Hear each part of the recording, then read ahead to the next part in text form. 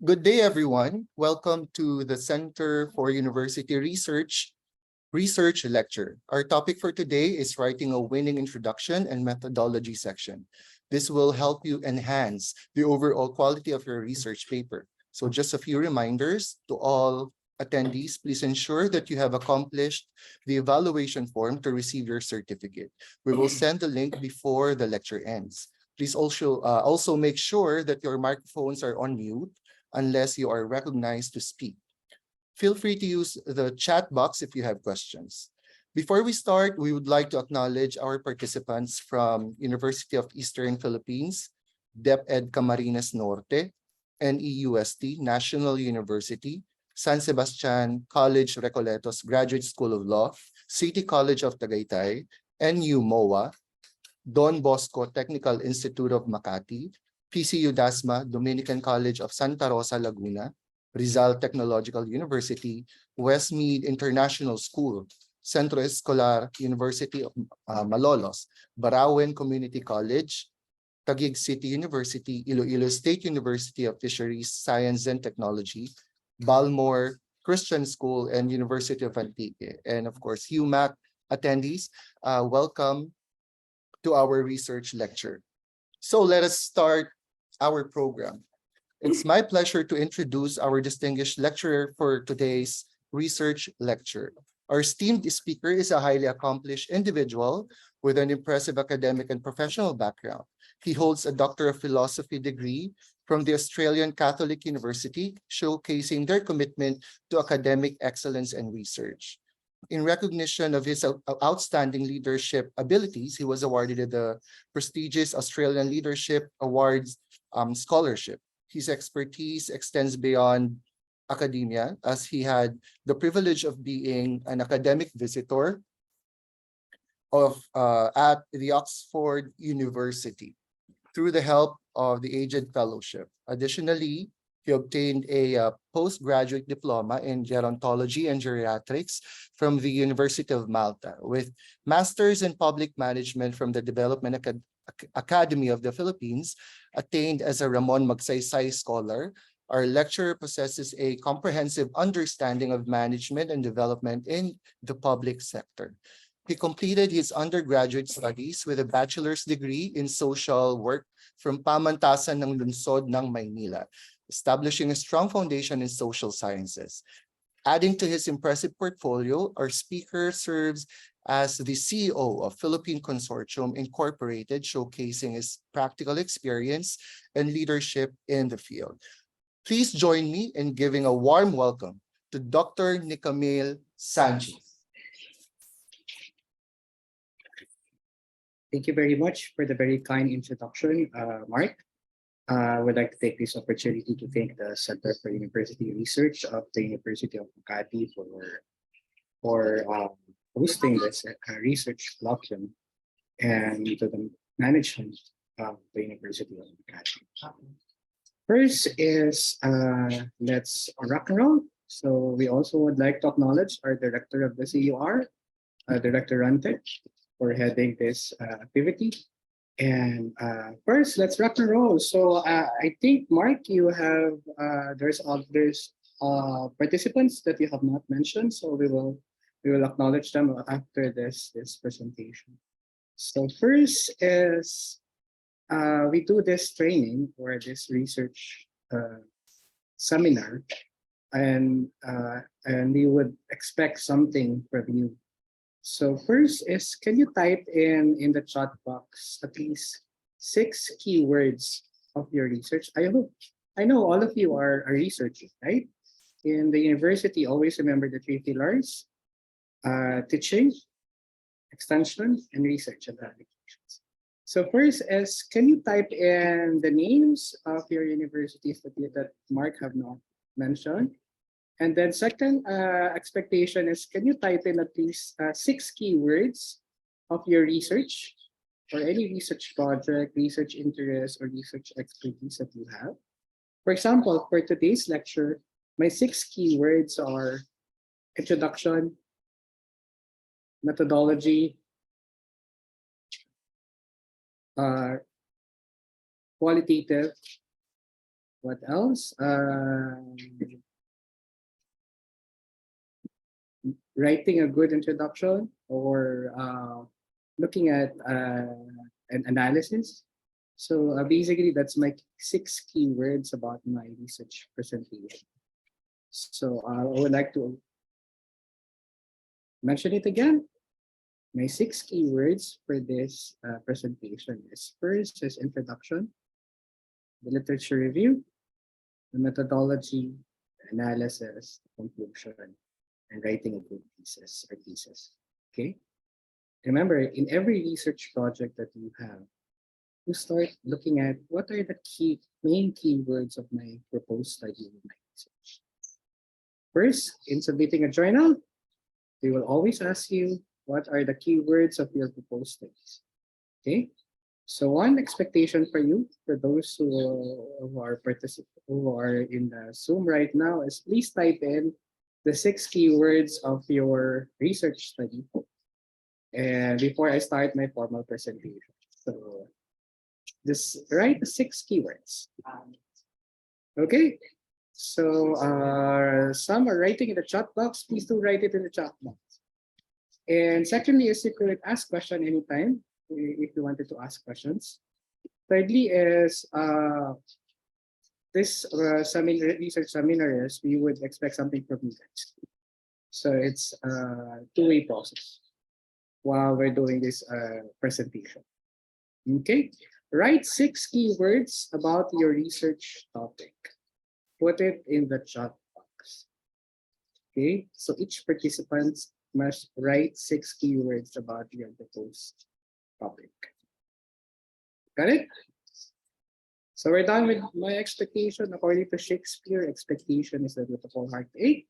So I will be clear with my expectations. 6 keywords or not. Okay, got it? So Mark, is there anyone who have written the keywords of their proposed studies here? Yes. So Yes, one we do is have, sir. change management. Mark, can you Change read one or management. two? Yeah, sure. From Prof. Lorna Esquivel of UMak, change management, innovative practices, systemic change, senior high school program, University of Makati, retrospective study. Yeah. Thank you, Mark. Any more? That's From other universities. We have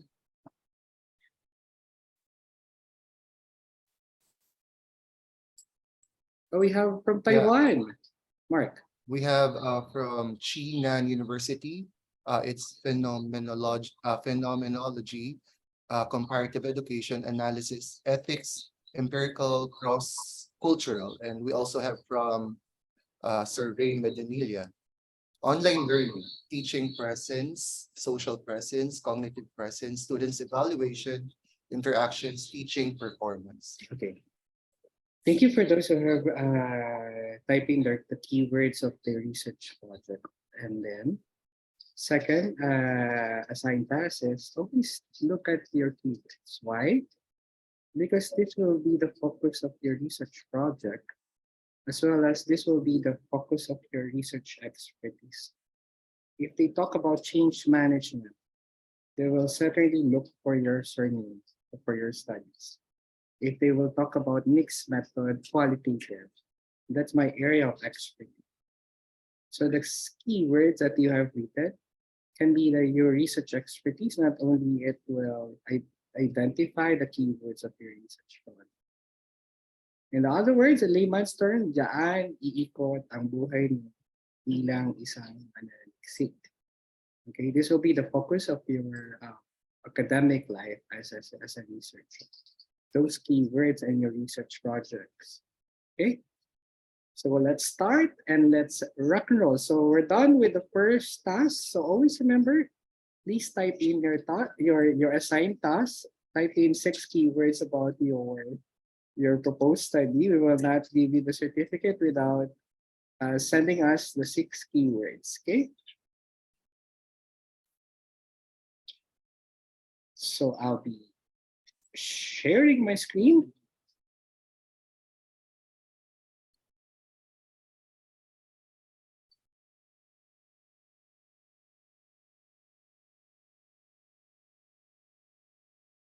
So, do you want to acknowledge while I'm doing and sharing my screen, Mark? Do you want to acknowledge all the participants from other Yes, universities? yes, sir. They're present right now. We would like to acknowledge our participants from National Chinan University in Taiwan, Lorma Colleges, Cavite State University.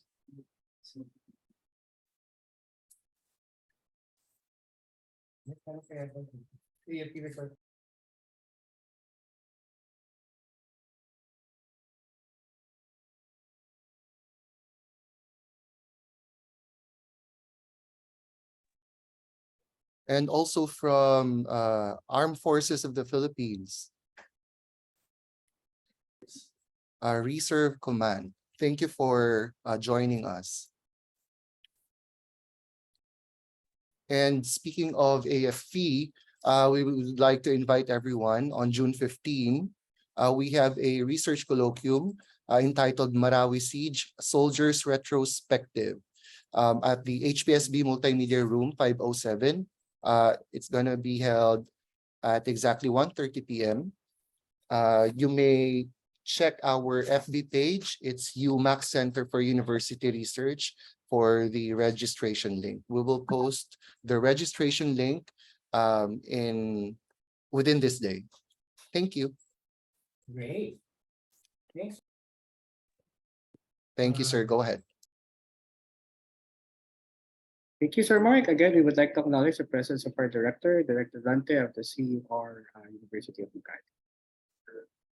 Okay, so let's start our lecture, and then always remember that you could ask any questions. So Mark will be helping us in facilitating this seminar. So how to write a winning introduction?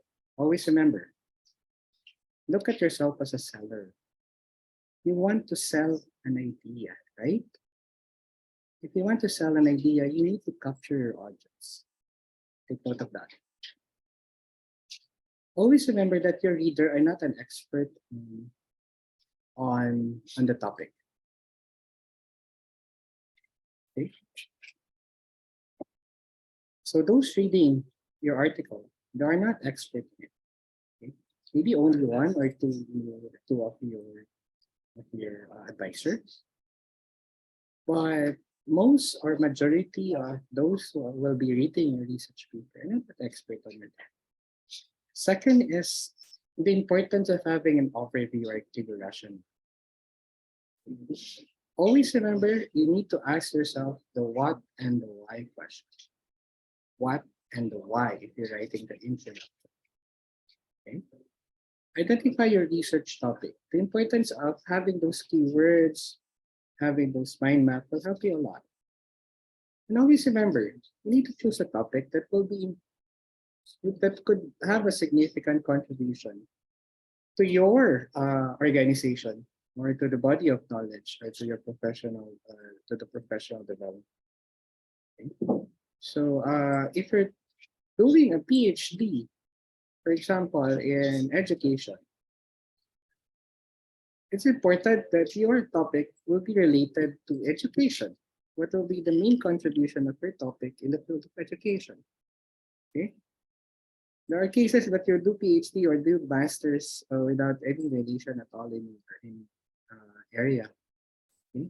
So, for example, in my field, I did a study or dissertation in aging. So I tried to connect it with social work practice.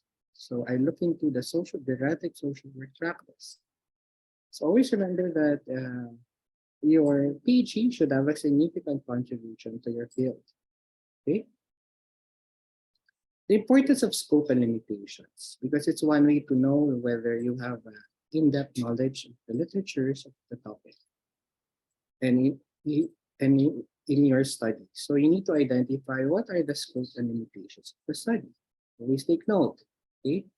One of the people researcher just put in limited funds, limited time. No, you need to go in depth.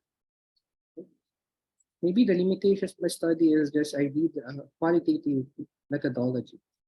So you cannot generalize my findings. Okay. I did a mixed method study, but I forgot a certain group of Senior, for example, senior citizens. The limitations, I have not interviewed those who are oldest older, 80 and above. So you need to go in depth in terms of identifying your scope and limitations. Okay, because your study cannot answer everything. It's just one part, a small part of the whole aspect of change management. We talk about change management. You need to know what kind or what specific area in change management you wanted to study, for example. Okay? And always remember when writing those dissertations, you need to engage your reader. You need to engage my reader. So the most important thing is you have a good introduction.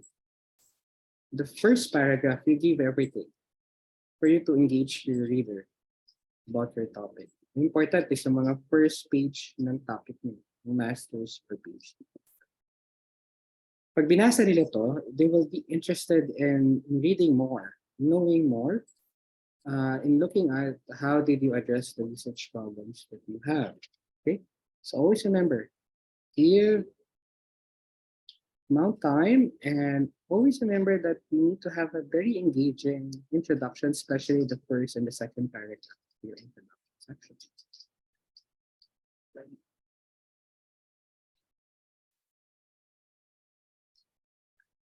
So as we all know, alam niyo na to you have the opening section, the study background, research problem, questions, significance, limitations, and outline. So I will not bore you with that, and let's go to the specifics. I want specifics. Every now and then, if you're doing or writing a paper, you look into the specific detail. Okay? And you, in the opening section, always provide a brief overview. Always remember in my paper, always provide chapter introduction. In the first around, I'll do a chapter introduction around 2 paragraphs. Okay, I have a chapter conclusion at the end of the chapter. It's just around 2 to 3 paragraphs. Then I'll try to connect my chapter conclusion to the next chapter. What will be the next chapter? I'll try to give it a 1 to 2 sentences. Okay. As I mentioned, you need to sell your research idea. Why are you doing this topic? You need to sell it. You're the primary market. You're the expert. At the same time, you need to market your idea. Why do you want to do this study? Okay. And every time you market your idea, make sure you have an in-depth knowledge of the literature. Okay.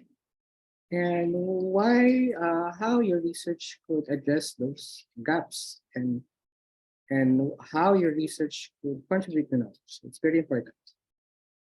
Introduce the overall field of your topic. If we talk about change management is that look at the main authors of change management. Okay. And then after that, you introduce the research problem. The important thing, what are the problems that you wanted to address? What are the main goals, or what will be the main objectives of your topic? So you could have an overarching objectives, general objectives, and you could have specific objectives. Okay. There are cases that if it is qualitative, especially grounded theory, it's a general objective, or it depends whether you're doing a thematic in a qualitative study. In a quantitative study, you have the hypothesis, right? You wanted to test out the significant difference of male and female in the attainment of well-being among older persons or among students.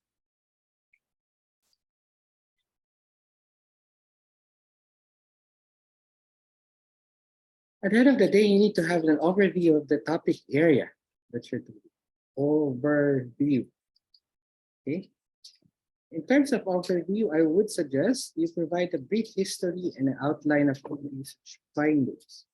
I do outline especially what are the first significant study about the topic, about my proposed topic. Based on 1968 study, there's the first study on this topic, cite the author. Okay. And then you could do the brief history outlining what happened after 1960. There's a gonna study after 5 years. So you wanted to share with your reader the brief history of your proposed topic from different timeline and different topic. What are the important concepts? So we ask the question what? What are the important concepts, features, studies about the topic? We focus on the what questions. So always remember, either not an expert. So explain everything that is not common knowledge. Okay, 1 feet pola. Okay, one of the main challenge for us, we try to explain general knowledge or common knowledge. Okay? But in a research, we wanted to know specific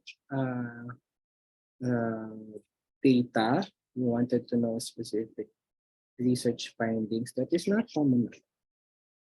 Okay? We tend to interpret common knowledge. So we need to distinguish what are the common knowledge and what are the research find, what are the data or the knowledge coming from the research. Okay? Because even in references, if it is common knowledge, you don't need to cite it for it's common knowledge already.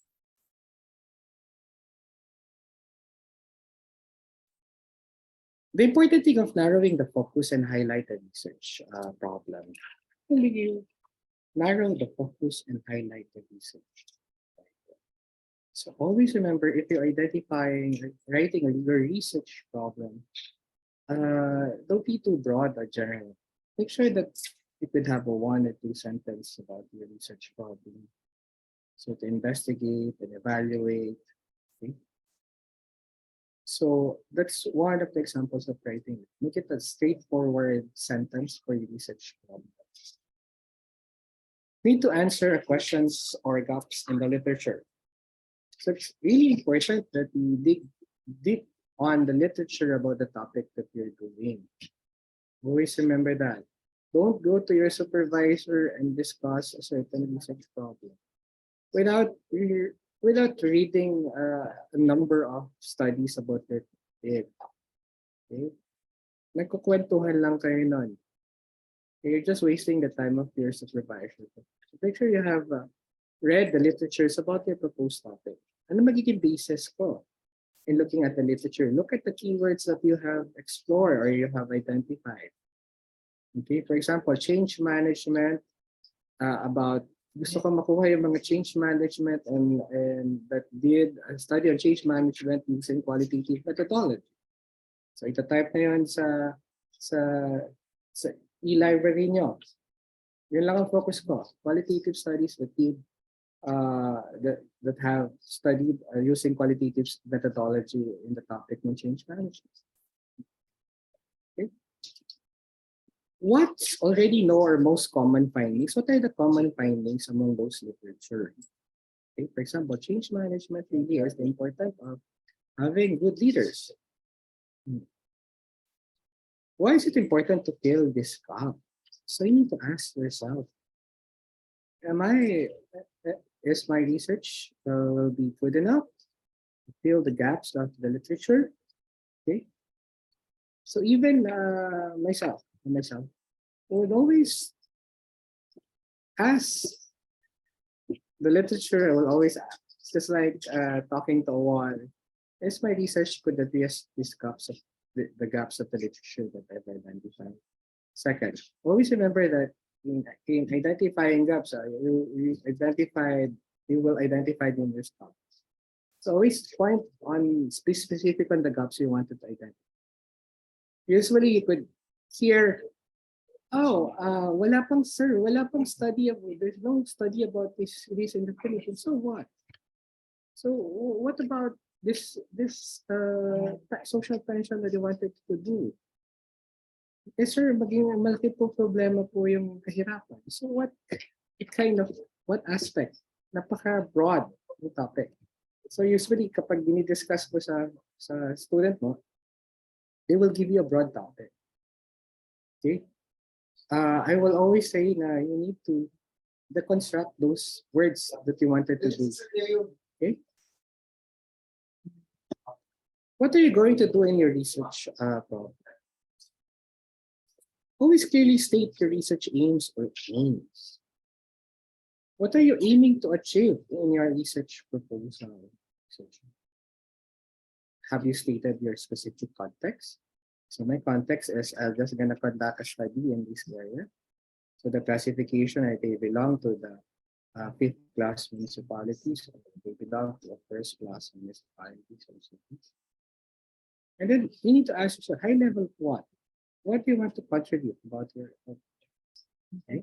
You need to ask yourself, am I doing a paper that would contribute to the professional development, knowledge, skills, or development of or addressing gaps of the studies that I wanted to do?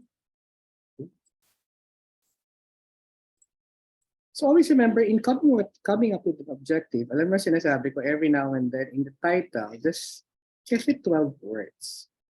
Okay?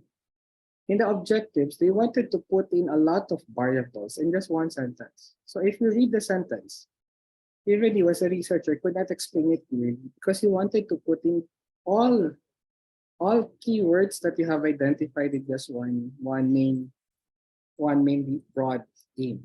Always remember, I would suggest in your one main broad aim, just put in the number one keywords about or the main topic of your research.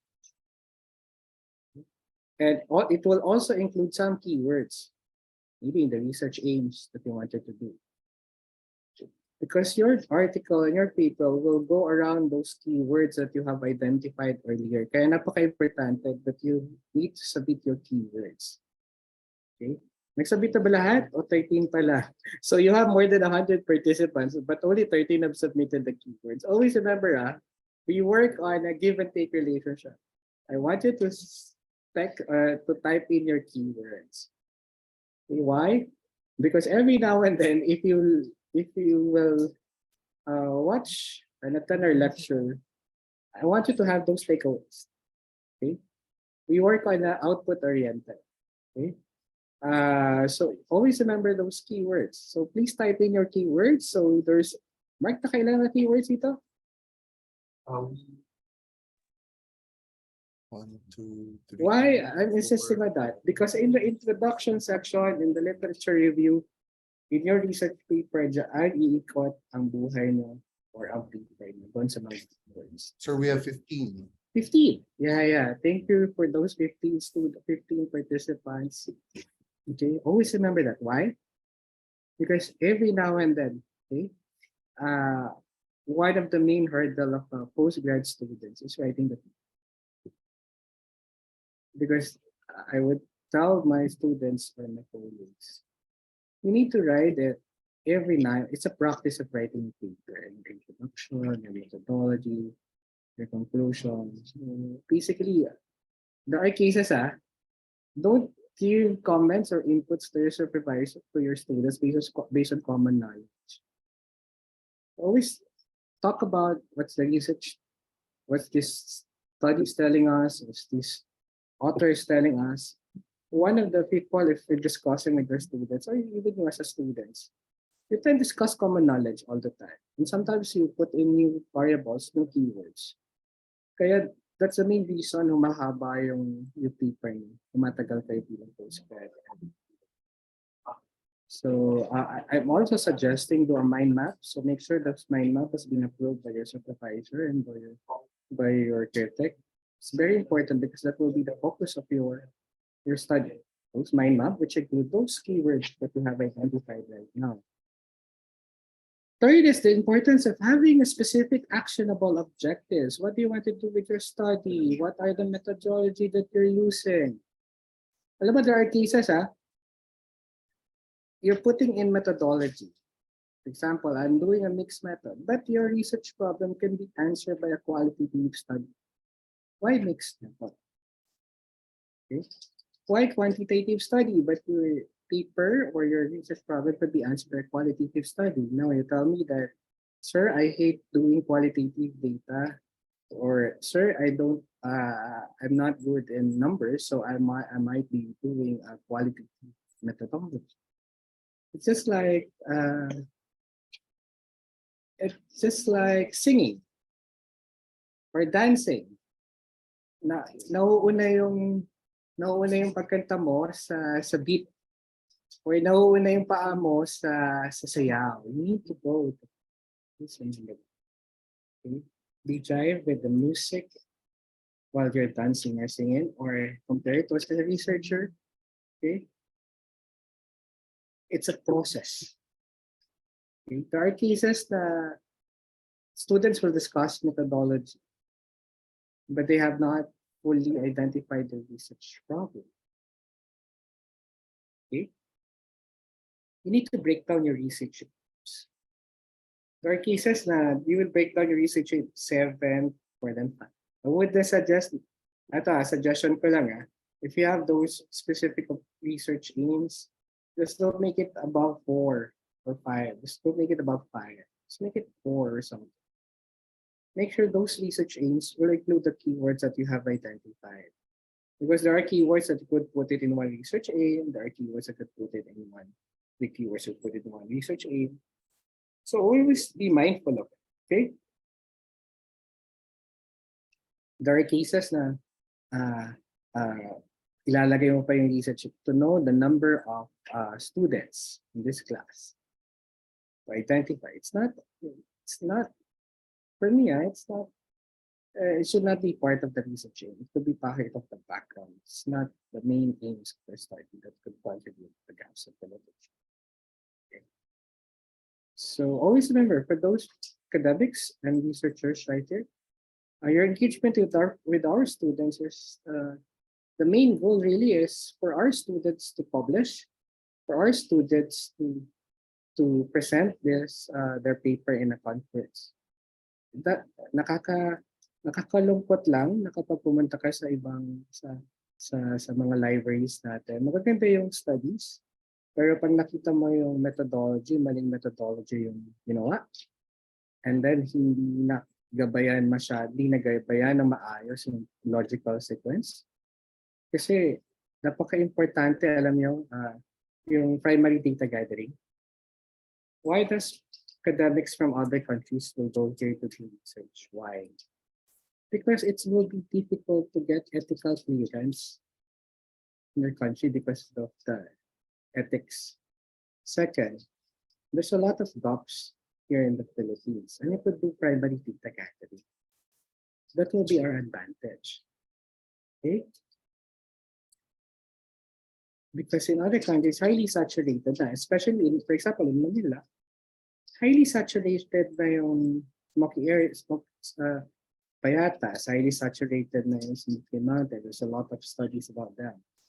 So that the advantage will be yung academics natin in the provinces, or those soldiers in the field with access to information, primary data. Okay? Or those universities na in a rural areas, rural province, because they have a lot of subjects. Okay?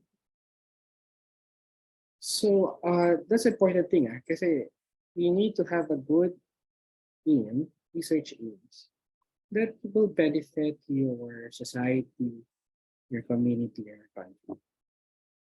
For example, right now in CUR, our main focus are all the focus of our research is all challenges of urban communities, or sorry, of urban cities. So that's the focus, because we wanted to have more we wanted to have not only focus our resources, our strengths, our research projects, because that's one way that we could help our community, because we're in a city environment. Always remember that your research question should be down to earth. It should directly answer your objectives. Okay? Ang ginagawa ko siya, lagyan mo ng line. Continuing line, is this research question 1 could answer my objective? Or this research question 2 can answer my objective 1 and 2? Okay.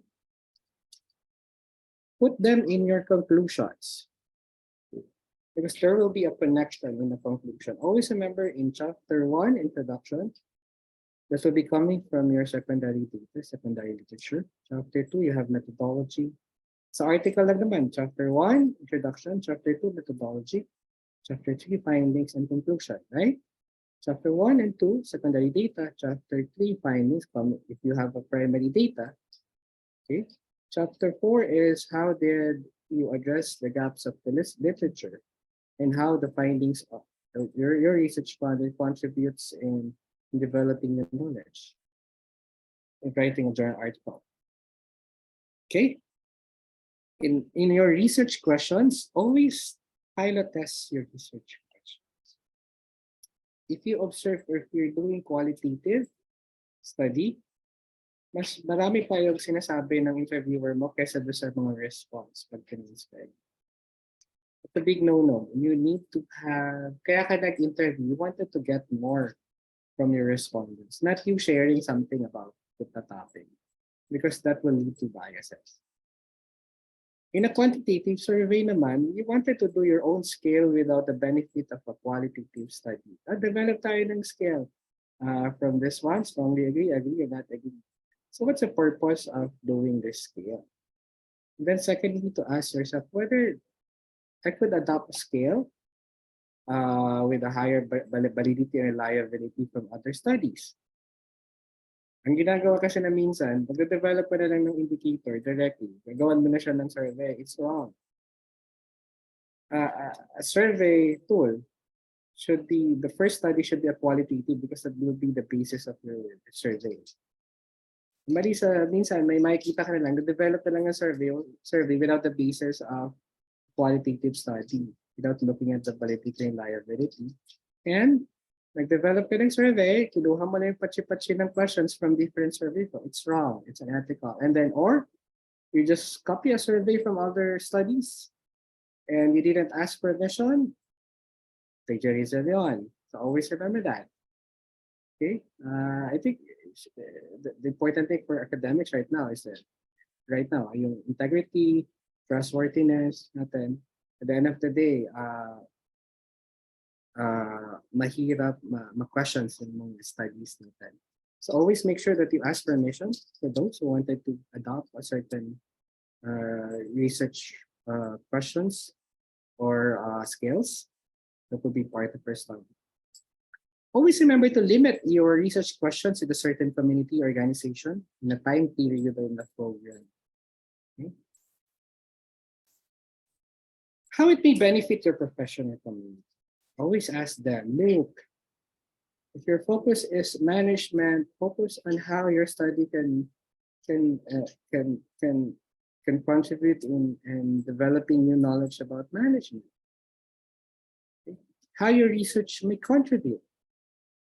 How it will fill the gaps in the literature. Okay, and challenge mo, you just describe the literature. Okay? You need to argue with the literature. There are cases that you just read the literature and you will agree about the findings 100%. You will not argue it anymore. You're just describing it. You need to argue with the literature. That's in-depth literature review. You need to argue whether they've done good. They've chosen the right methodology, the number of respondents. You need to identify the author's assertion versus what's coming from the data. So sasabihin mo, there's no connection between the author's conclusion and the findings from the survey or from the qualitative study. And you could tell them that, look, you only interviewed 5 or 6 from below 10. How can you support a certain theory given those numbers? Okay, so na-saturate mo na ba lahat? Or are you making conclusion to those oldest old, but you've interviewed is this around 60 to 70 years old? Okay. The importance of knowledge creation. So always remember, every research project that you will be doing, every research project that you will be the main supervisor, it's a very important thing to create more knowledge. It's one way to publish. You cannot publish without a research. And then you'll tell me, I'm gonna publish doing a literature review or meta-analysis. So you need to review around 60 articles. The challenge with doing a meta-analysis is just, you're not contributing your knowledge. just describing the theories, or you're just describing the findings of the different authors, whether there is emerging themes of these authors, what are the main topic, what are the main findings among the literatures, what are the main methodologies that they have used. Definitely, you're not.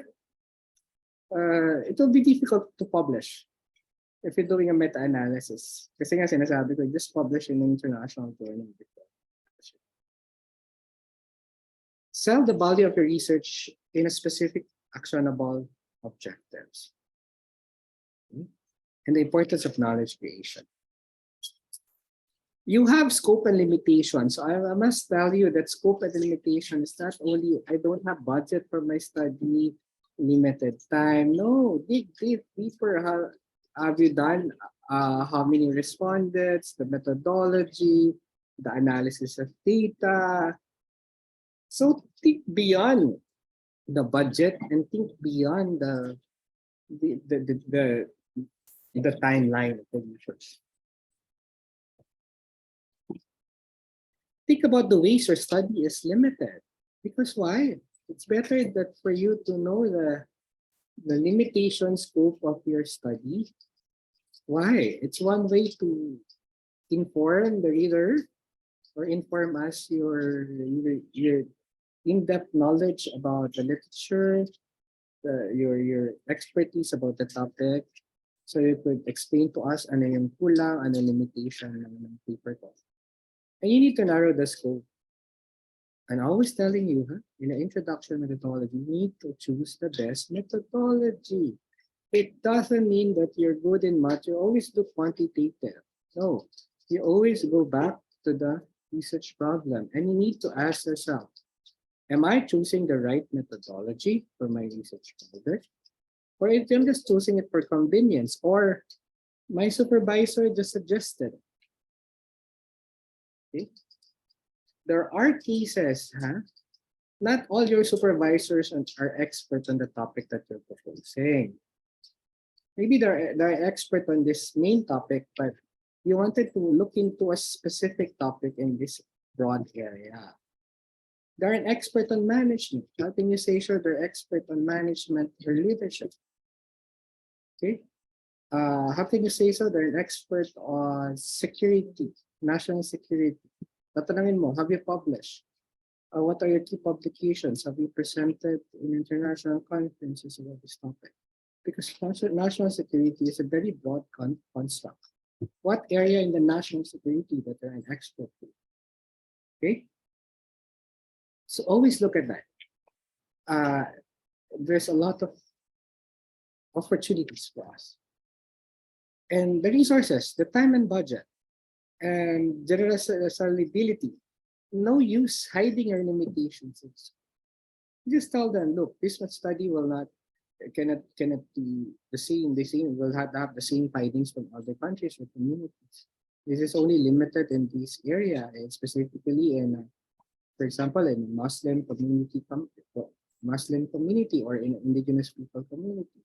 And the findings of my study cannot be generalized in all the indigenous people community. Okay. The importance of having a roadmap, an outline. Kaya kayo nahihirapan, you do procrastination is you don't have an outline. Put an outline and then paraphrase it. Kaya mataas ang ano nyo sa Turnitin, hindi kayo nagpa-paraphrase, kinaka-copy-paste.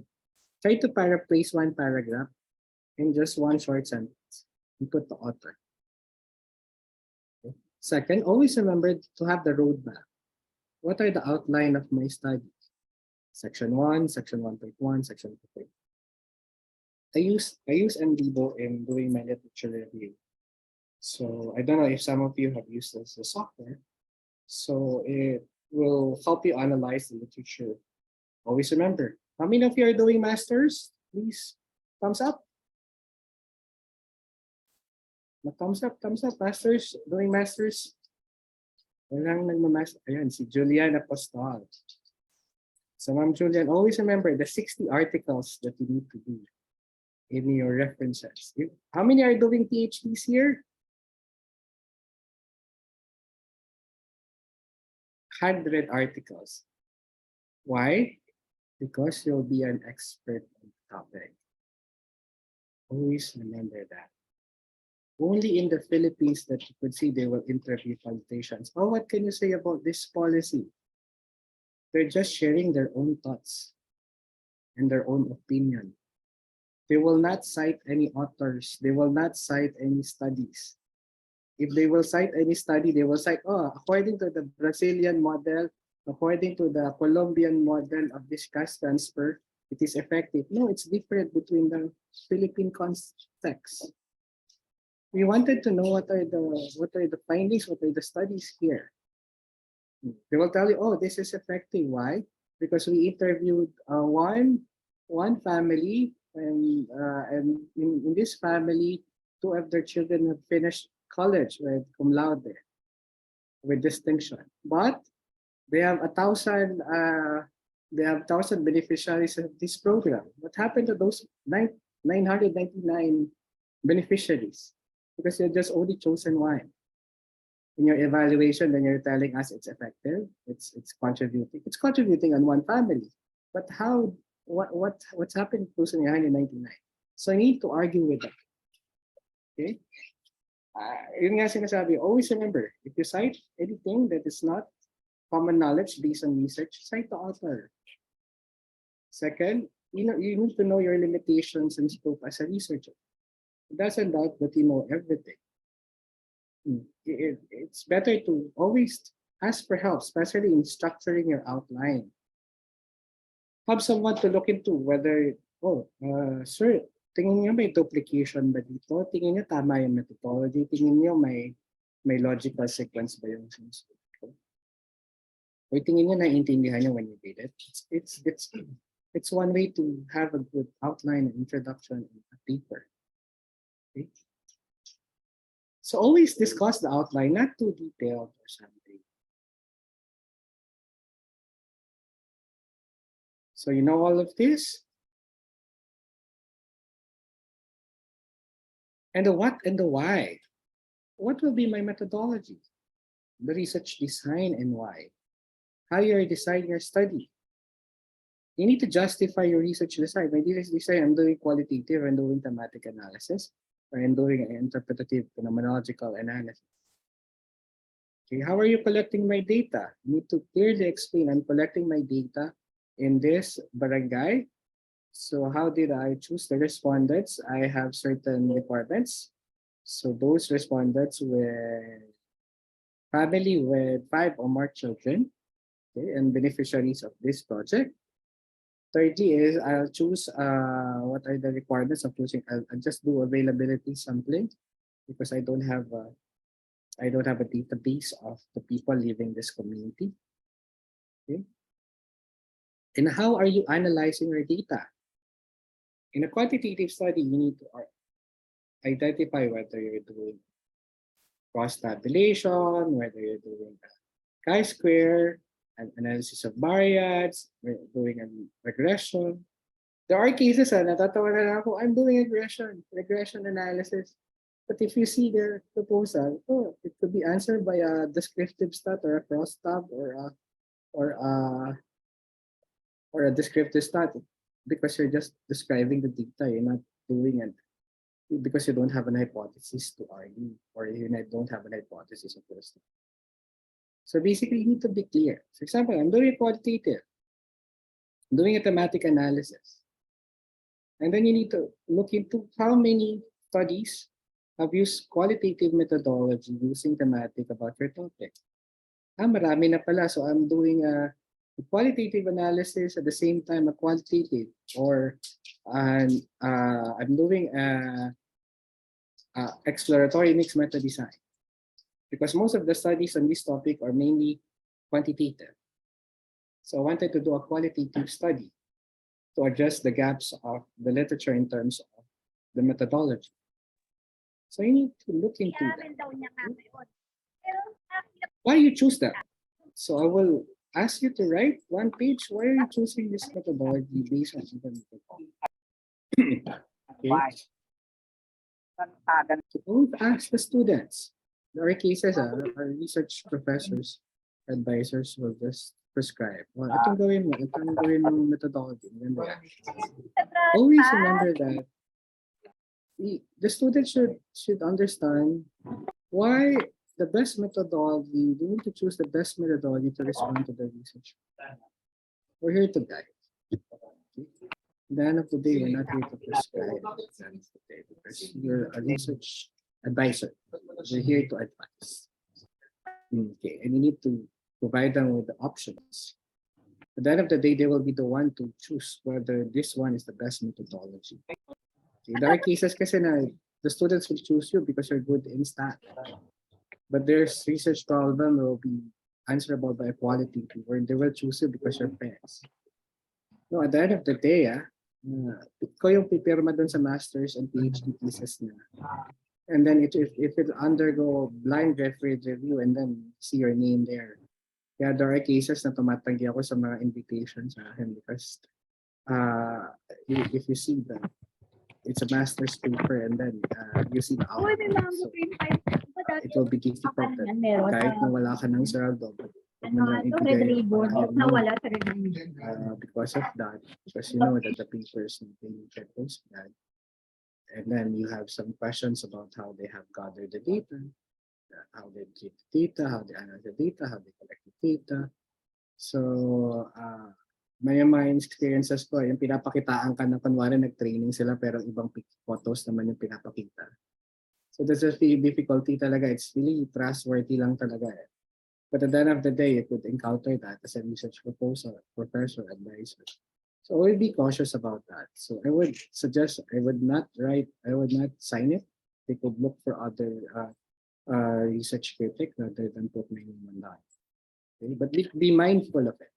Because especially if you're signing a PhD paper, okay? In other countries, in Australia, one of the requirements is you need to put your paper in an Australian thesis. What I mean is Australian database. Your paper, your dissertation can be accessed by the whole world online.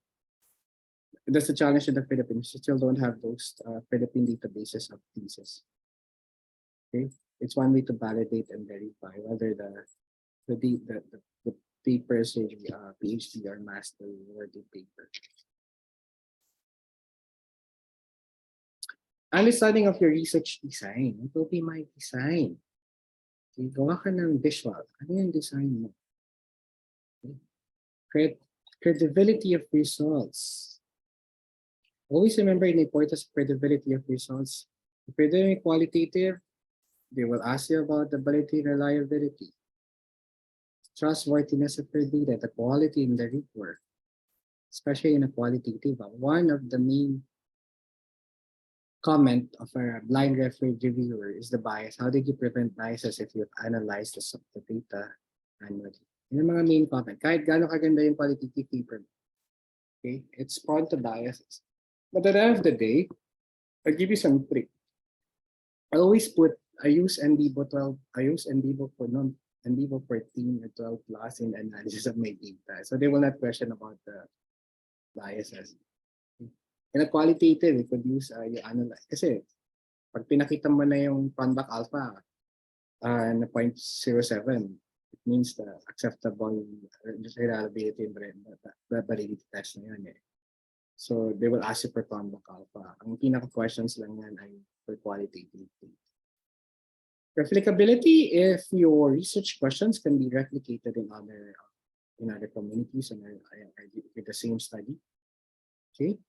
So there are questions, especially if you're doing a longitudinal. I was invited before by a certain government agency. They wanted me to analyze the data, the project, evaluate the program. But they have given a different evaluation tool before and after 5 years, ibabaguhin nila.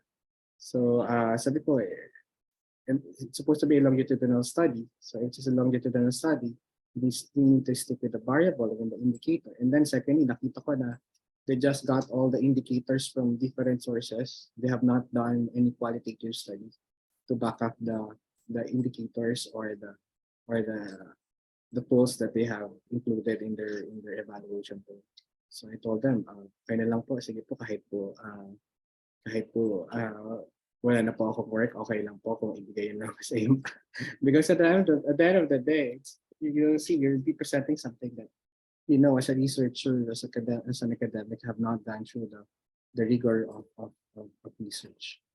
So, okay naman tumanggi. It doesn't mean that you lose some financial side, but at the end of the day, you could feel that as an academic, I feel that I stood by with my principles and as an academic that should be gone through a rigor and a process before making those conclusions and findings.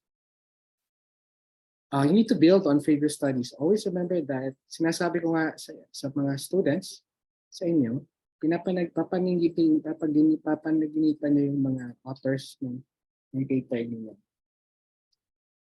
There are cases, if you ask this topic, and sabihin ng isang estudyante na, they will just mention law or something. No, it's not an academic paper. You need to cite studies, findings from the studies. Okay? Who are the main authors of that studies, of that findings? So, kailangan, kapag nag-propose ka ng topic, alam mo na yung mga key authors, and then key findings nila, whether they have done quali, quanti, or mixed method. Because you'll be an expert on this topic or this area. Okay. Only in the Philippines that you could see politicians were being interviewed with a certain policy proposal without any backup of a research study. Diba? Only in the Philippines that you could see, diba yung mga white bird, hindi naman, may taga-Congress dito tsaka taga-Senate. Sa atin lang. Only in the Philippines that you could see that the policy proposal is just one pager. Why are you proposing this policy or two pager without backup of a strong research findings? In other countries, you have white paper, blue paper, the results of a longitudinal study suggest that dito wala eh. Okay? Even the main government programs that you have, you don't have those longitudinal studies. Identify and discuss methodological issues. What are the issues when you have chosen thematic versus interpretative phenomenological analysis versus grounded theory? What's the issues that you have chosen quantitative compared to a qualitative? Okay. What are the issues whether you have not done regression but you just did ANOVA? Maybe you could argue that it's just one way to address my research problem. It's just limitation. Maybe in the next study will do certain in-depth analysis of that. What are the limitations?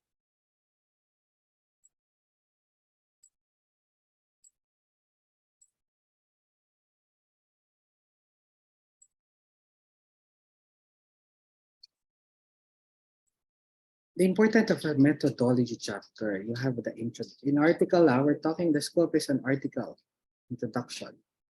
Always remember, in an article, journal article, may prescribed number of words. Okay, you have introduction, and then methodology. What are your research aims? What are your questions? Usually in the methodology section of an article, a journal article, you put in your research objective. And how will you address this research objective? And detailed, justify your choices. Usually in article, they are given the limited number of words that you need to write. You just go straight. I did logistical regression in addressing the hypothesis. I did qualitative methodology using thematic analysis and using NVivo as a tool in analysis of data and addressing the problem. Okay, so and then always remember, in writing an article and writing the full paper, it's very different. Okay, your full PhD paper, your full master's paper, you could have a lot of articles, PB articles from that main paper. Okay, there are pitfalls in challenges natin. You wanted to fit in your one paper in one article. No, ang ginawa ko, may paper ako sa methodology, may paper ako sa introduction. Yung sa introduction ko, meta-analysis. May paper ako about differences ng male and female. May paper ako sa differences ng findings ko between rural and urban. May paper ako about difference ng findings ko between oldest old and young old. So there's a lot of studies and articles about it. And at the end of the day, if we're how many of you are doing postgrads here and masters, PhD? Focus on the articles. Kasi there are cases, some of you are reading books, the whole books. And it will take 1 to 2 months and then hindi mo patapos. And then ang sa site mo lang naman pala sa likod na yun is just one paragraph of this specific chapter, this 200, 300 pages. You focus on the article. And there are cases you'll hear this researcher will just tell you, oh, according to this book, no. It could be different articles, different perspective from numerous articles. Doon mo nakikita na kapag yung kausap mo is just telling you, according to this book na 300 pages, ito yung sinasabi. Based on this book, you could see that hindi ganun ka-widen yung knowledge about the field of, about the area. Ano yung mga new studies about it? Okay. So, for me, my advice for you if you're doing a PhD or master's, focus on the articles. And then focus on the journal articles that you wanted to submit your paper. Okay. What are your research philosophy? Are you constructivist, positivist? Underlying belief how data should be gathered and used. And what are the core studies? You need to understand which philosophy and why you choose it. Okay, and the positivism, interpretism, don't debate whether this is better than this. No. Always remember that the debate of whether positivist or interpretivism is the best will not give you any article at all. Focus on why have you chosen this philosophy compared to other philosophy. Even engineering, statisticians, and mathematics are now shifting into mixed method. They're now looking at qualitative study and analyzing those words. Could be social media analysis, big data analytics. Okay. So we some of our social sciences should not be secured about, I'm doing qualitative till the rest of my life. You need to improve, you need to adjust on the research problem that you're doing at the end of the day. Okay.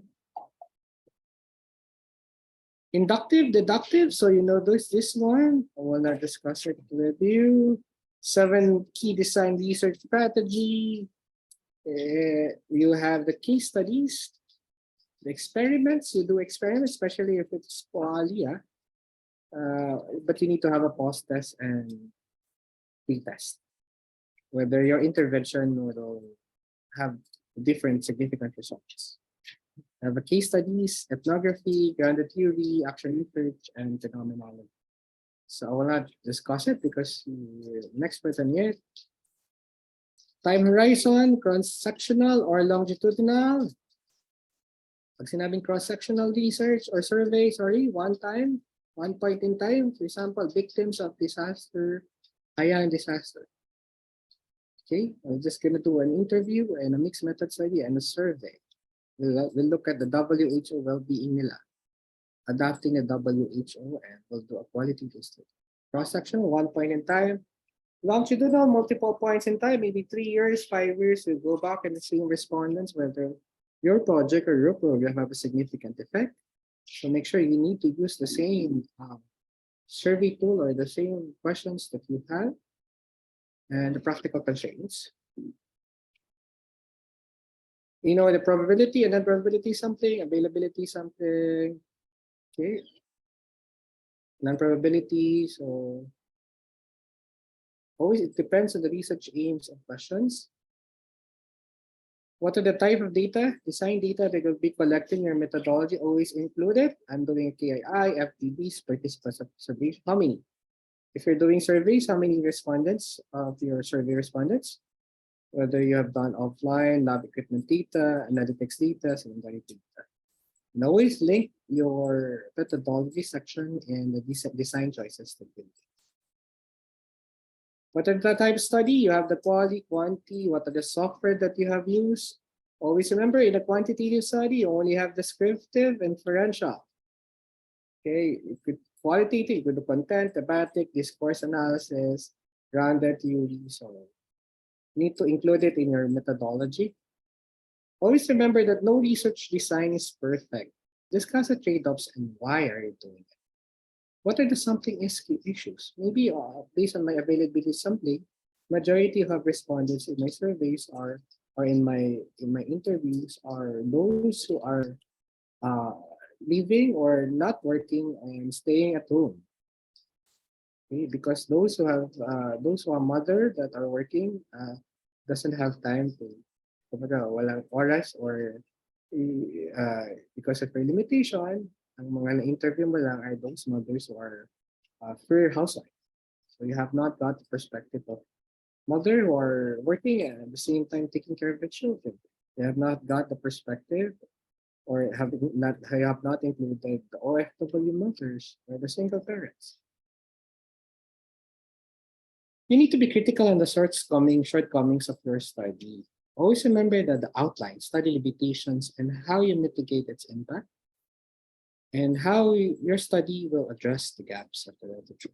As I mentioned, at the time, you only have two reasons in doing the research. It's either you address the gaps of the literature or you contribute to knowledge. What are the 7 key design concluding summary? Avoid repetition. Okay.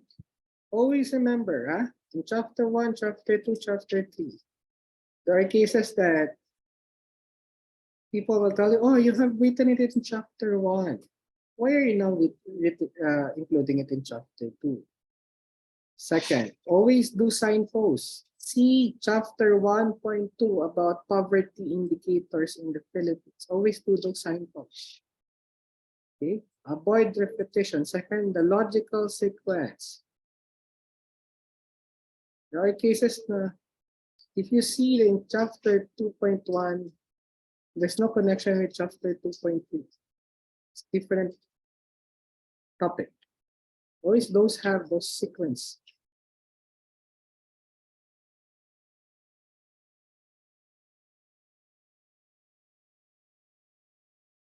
And the sampling issues. What are the sampling issues? How many respondents? There are cases now.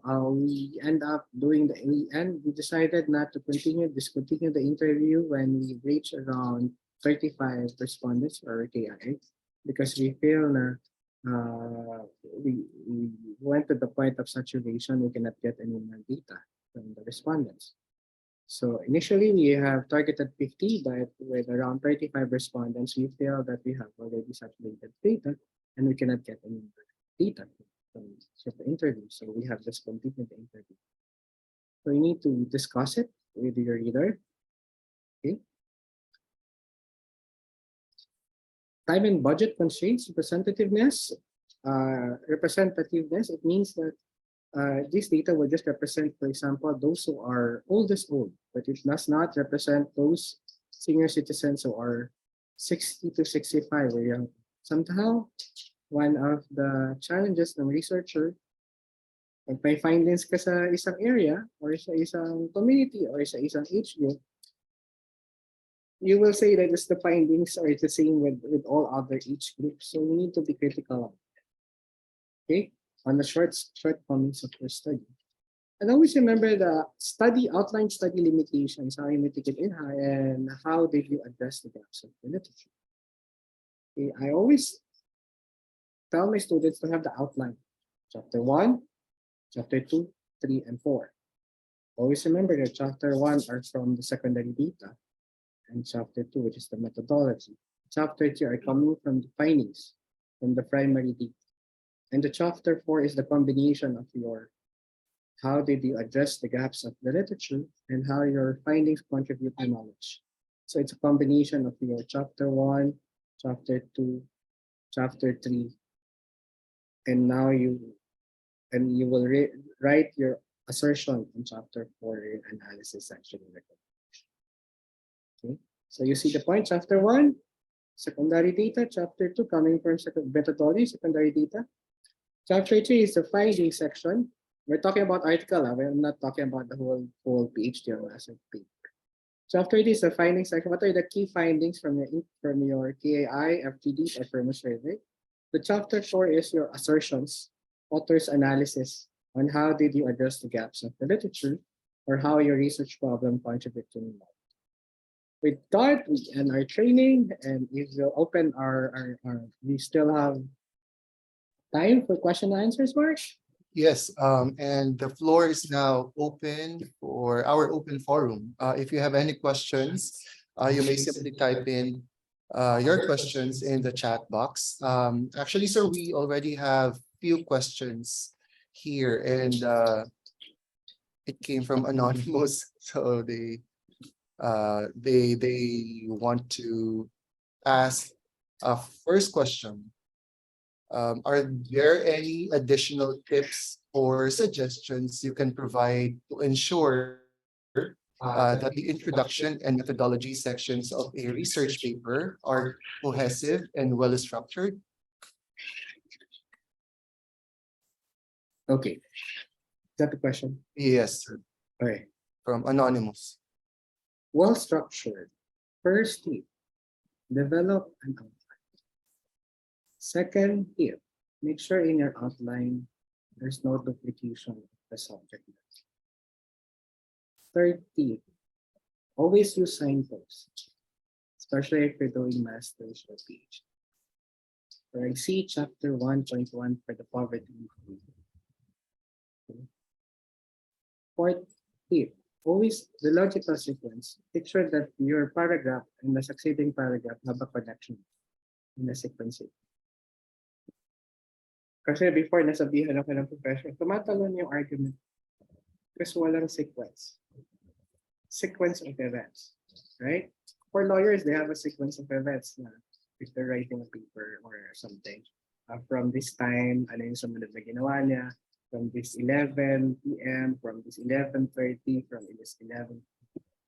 It's just like doing a phenomenology of events, chronology of events. Writing an article, you have, chronology and sequencing mo is not about pace and time. It could be based on a certain timeline, just like from the first study about my topic is on 1970. Highlighted my study na yun. It's a landmark study, a milestone study. And then we did this 20, there are some 1990, 2000, there's some evolution, these are the authors. So yun yung pag-discuss ng chronology about your proposal. And fifth is the importance of looking at whether your paragraph and the succeeding paragraph have a connection. I would suggest do a mind map every now and then. And before you start your research, always remember to consult your professor, advisor, and research critic, and discuss with them your mind map and finalize a mind. Why? There are cases, if you will observe, that you will be having a meeting. O may papasok na isang research critic, ita-suggest na naman ng keywords or ng variable that he or she thinks is important. And then mababago na naman yung design mo. So that's the challenge in writing a paper. And that's also your challenge because mapoprolong yung paper mo in the sense na you cannot put everything in this one paper. And you could also say no that, sir, we had just agreed with the method, we just agreed with the keywords. We agree with the variables, we agree with the methodology in the first place. Why are we changing it? Because we wanted to be clear on it. So always remember that one main suggestion na nakikita ko dito kasi in other countries, in the first step pa lang, approve in the research proposal pa lang, clear na yung keywords that you wanted to analyze, evaluate, or the research problem. And then clear na rin sa critic mo, tsaka sa advisor mo, yung mind map mo, ito yung gagawin, yung methodology mo, yung analysis, how will you analyze the data, how will you collect it. So you need to be clear on it in writing. And then at the end of the day, the one that will read your paper are not expert on the topic. So make sure that you need to explain to them what are the words or keywords that I've used that are not common knowledge. Okay? And always cite the author. And given the chat GPT, you could especially if you read it, you will know whether it came from a chat GPT or something. So at the end of the day, we're producing an academic paper, and these academic papers are important in influencing policies and programs. Sad to say that most of the programs and policies that we have, if you ask about whether it's based on a longitudinal studies, hanapan mo ng isang longitudinal study to support this policy proposal, you could see.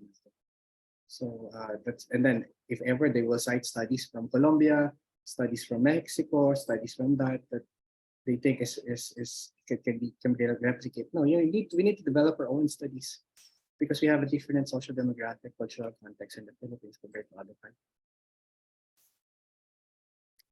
Any questions? I hope I answered your question.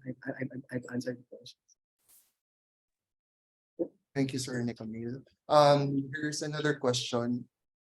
How can a researcher ensure the validity and reliability of their research in the methodology section? First, you could ensuring the validity and reliability. If the scope is a quantitative, for example, the scope is a quantitative study, you do cronback alpha, right? 0.06, 0.07 is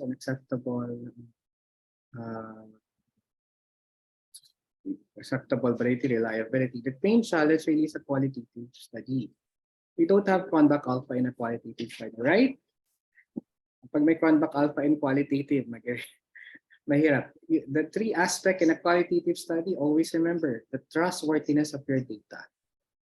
Okay. Saan nanggaling yung teams na to? Kanina nanggaling, sino nagsabi? Kaya napaka-importante in a qualitative study, you transcribe your data verbatim.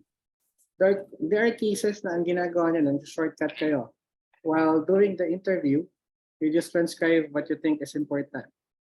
It's not coming from the data itself. It's coming from you already, your own biases. Kaya napaka-importante yung trustworthiness. Kasi pag nag-analyze ako ng qualitative findings, sinatanong ko, from your 10 respondents, ilan na nagsabi nitong teams na to? Ano yung mga supporting statements? Okay? Ito ba yung key major statements ng 10 respondents mo or sinabi mo lang, may na-attend na ako isang conference kasi sir, sinasabi po ng expert na to about this topic, ito kaya ito na po yung nilagay ko. Sabi ko naman, but you have 10 respondents in your KII. So it's not the main themes emerging from the data, but it's your own biases na as a researcher. We have our own biases at the end of the day, it's a reality. But you're an academic, okay? You're an academic. So our analysis will be based on data itself, whether it's good or bad. We need to inform the public about the findings, but be mindful that the important is the trustworthiness, the rigor of your study. Okay, what are the rigor of my study? I do pilot testing before doing a complete data gathering.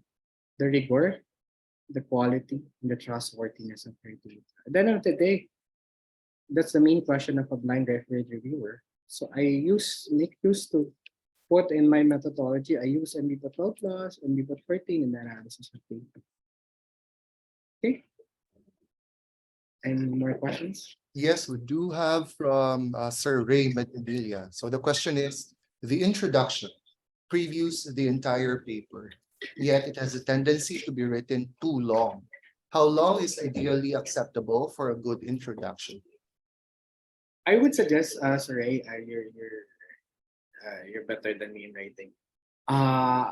One paragraph. Ang ginagawa kong strategy ko in my introduction section in page 1, I have one paragraph, 3 to 4 sentences, where you capture and sell your idea to the audience.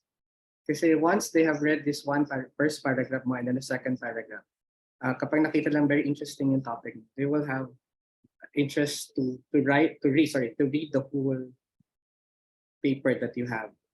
Kasi always remember, if you're doing a PhD or master's paper is around a minimum of 60 pages, minimum of 60,000 words to 65 to 70,000, depends on your university. But in Australia, you need to write around a minimum of 60,000 words and a minimum of 60 references. And a PhD is a minimum of 100,000 words, a minimum of 100 references. So usually kapag nag-evaluate ako ng paper, kapag nakita ko yung references mo, master's paper ka, bibigyan mo ako ng 15 to 20 references. Papakamot na lang ako ng ulo. And then, bibigyan ba kita ng MPM? Ganyan lang yung paper na isa-submit mo. Eh, it's supposed to be an MPM after your surname. It's supposed to be a PhD after your surname. So you see kasi ang unang tinitignan ko, to be honest, is the references. Pag nakita ko references mo is not even 30, I would doubt it. So ganun ko, kasi remember the garbage in, garbage out concept. You're supposed to be an expert on this topic. And then your references are just 20, 10, 30. Karamihan pa nun ay policies and laws that are not even that are not even an academic paper. So nakita niya yung concept. So it's just one way. Speak to those fellow academics here. And then you're writing your signature in a master's or PhD paper. It's a privilege for us. Make sure that it's really one way to check those qualities. Keith, any more? Sir, we have two more from Anonymous. So what are some effective ways to demonstrate the significance and value of my research in the introduction, particularly in terms of its contributions to the field? Every now and then, it's difficult to put everything in just one. Kaya there's a section for your significance of your study. The introduction is just a general, it's just a general concept, your general vision about your paper that you wanted to send. All the nitty-gritty could be part of your significance of my study, to my field. For example, I'm a social worker by profession, but with contribution to successful aging in the field of social work, in the field of reproductive social work, in the policies and program for older persons, in updating, in developing knowledge, in practicing with older people. So you need to be specific on the contributions of your study, but you cannot put it.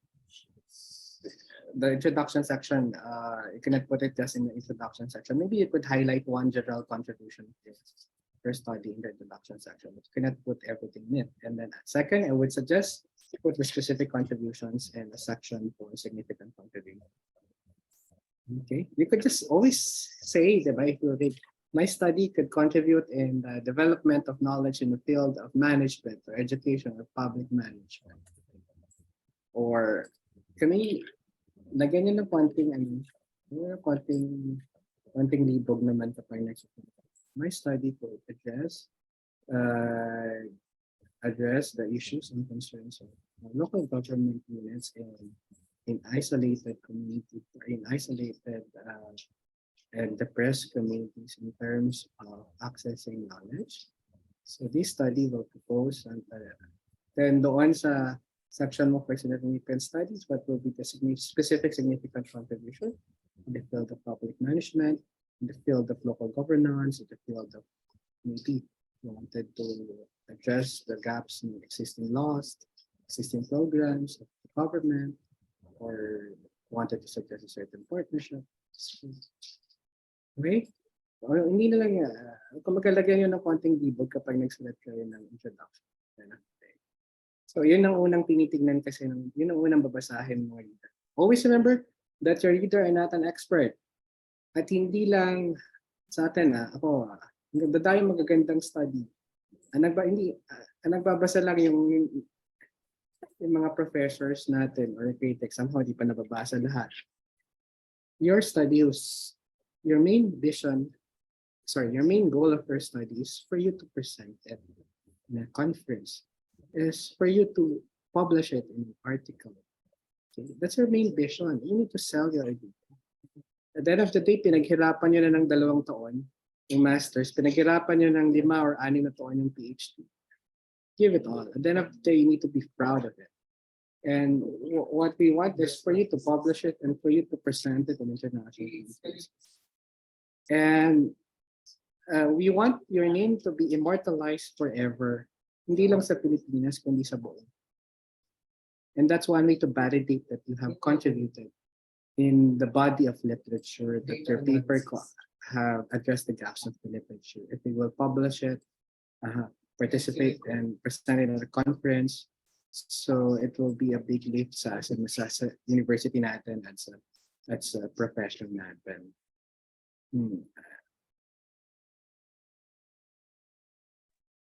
All right, so let me just check.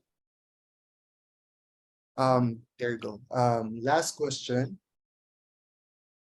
In terms of explaining the data analysis procedures and techniques in the methodology section, what are your best practices, sir? Okay, best practices. Okay, first is let's have a scope. Scope natin is journal article. Given the limitation ng words in an article, in your methodology section, just be straightforward. For example, I did a qualitative methodology utilized in addressing the research problem, and we have and through the help of and we have utilized NDVO plus as a tool in the analysis of themes. Okay, so we have gathered around 40 respondents. You make it straightforward in an article. We're talking about an article. So you make it sort of 45 respondents, 20 male, 25 female.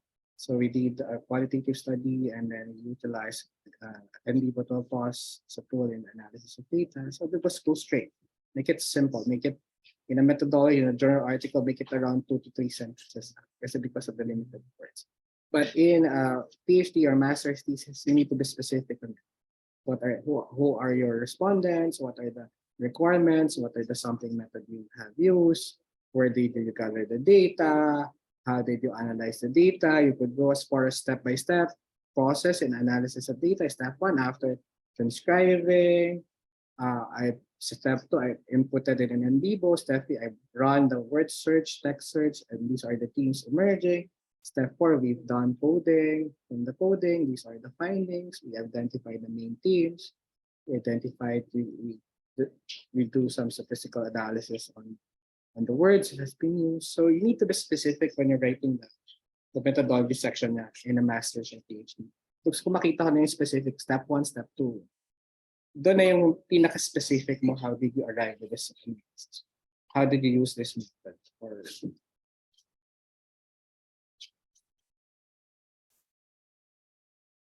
Yes, any more questions? Yes, I think we do have one more. Okay. In order to make a paper appealing internationally, should specific cultural context need to be explained in more general terms, understandable to world context? That's a question from Prof. Ray Medanilia. So in order to make a paper appealing internationally, should specific cultural context need to be explained in more general terms, understandable to world context? Because if you're submitting a conference paper, always remember the scope and the limitation is the number of words. So basically, you could have one sentence about it. And then second is how to make it an appeal, how to make it to be appealing to international audience. Just tell them that you need primary data gathering for specific indigenous peoples in this community. Okay. And then second, because one thing is they will look into the methodology, whether you did a primary data or you just did the meta-analysis. Second, they will have more interest in accepting your paper if you did the primary data, if you have KII, FGDs, survey directly from the respondents. Thirdly is you need to argue that maybe it's one way to address the gaps of the literature, because most of the literatures they have did they have done meta-analysis of data. So this will also as- contribute in terms of knowing the data coming from the respondents themselves, or you could just focus on how your data, how your research could address the gaps of the literature. Kasi yung connection between the sociocultural context within the international context is more ano yan eh. So sobra na yung number of words kapag article. If you could put it in the introduction of your PhD or master's thesis as one or two sections, but don't for me don't avoid repetition for that one. Eh. Kasi somehow mag-fall tayo dun sa argument na yan. Eh.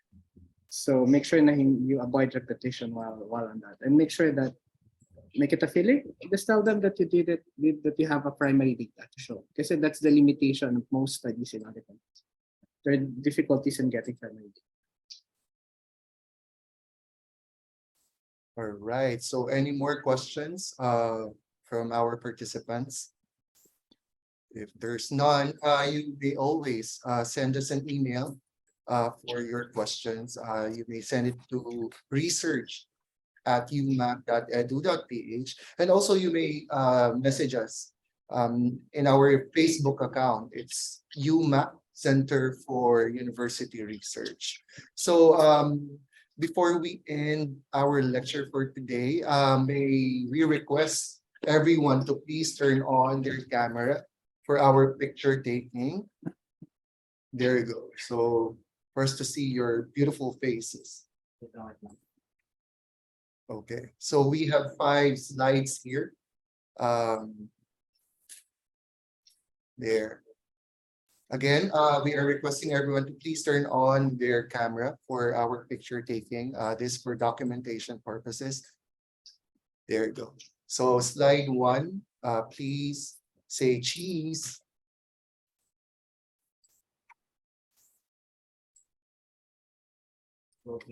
Okay, slide 2.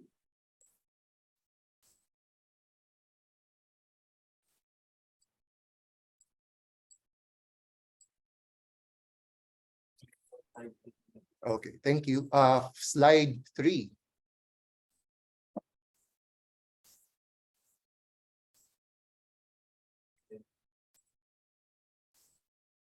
Okay, thank you. Slide 4.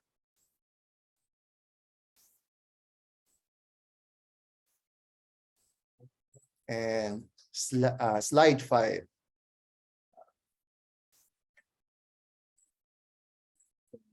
There you go. Thank you everyone for joining our session. And we hope that this lecture has provided you with valuable insights and practical tips on how to write compelling introductions and robust methodology sections. So if you have any further questions or follow-ups, please feel free to shoot us an email at research@umac.edu.ph. So good luck everyone with your research endeavors. And also, just want to remind everyone that we will be sending now the evaluation form link. You may click on the link for you to receive your certificates. We'll also post the QR code. It's on your screen now. You may grab it. You may capture it rather. You may capture now the QR code for the evaluation. Again, thank you everyone for your time. And also, sir, Sir Nicamil, you want to announce about the Wolfram. It's on the screen now. Yes, University of Makati, the Wolfram Mathematica have given University of Makati free complete access to Wolfram Mathematica software for engineering, statisticians, physics, chemistry, teachers, mathematics. So please download and use this Wolfram Mathematica software for your research, for your teaching, so for your data analysis. It's if we're talking about big data analytics, you really need to use software. Okay, we need to know how to use the software. I think I've attended the Mathematics Society of the Philippines, and one of the speaker will have told us that the main goal of a university is to teach their students to utilize the softwares. So for them to have those expertise, knowledge, and skills in terms of getting more employability opportunities in the Philippines outside the countries, is we need to teach our students how to use those softwares. Yeah, and even us, we need to upgrade ourselves in using those technology because we'll be left behind, especially those researchers. You need to ask yourself, why other universities, NUS and other universities in Malaysia have higher ranking? Why? In the methodology section, you could see most they have included they are including the use of softwares and analysis of data. So that's a big advantage of those universities compare us. But in terms of getting those data, getting those research, we have a lot of research gaps that we need to address here in the Philippines. Okay, we have a lot of opportunities to do more research. So imagine this: why does a foreign academic will partner with us to do research? Because here in our country, you could do primary data gathering. But so if you as a researcher, you have a big advantage to data gathering with our own community and share it to the whole world. But always be sure that you make use of the technology and the opportunities for us. And then we also have a free NBBA software. So you could download the NBBA software for qualitative and mixed method study and big data analytics, social media analysis, sentiment analysis. You have Wolfram Mathematica for computational learning model. For lastly, before 2 to 3 years ago, we're not talking about chat GPT. Right now you have chat GPT. It's a language learning model.